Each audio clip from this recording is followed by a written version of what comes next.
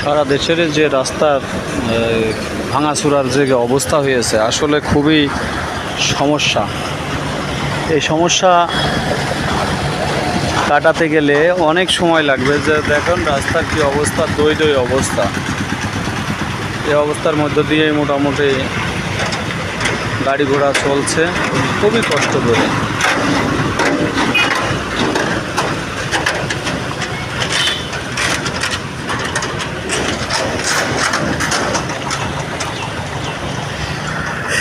এবং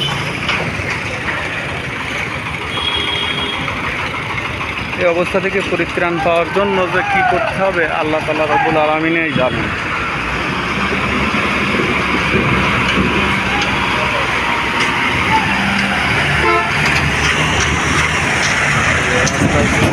অবস্থা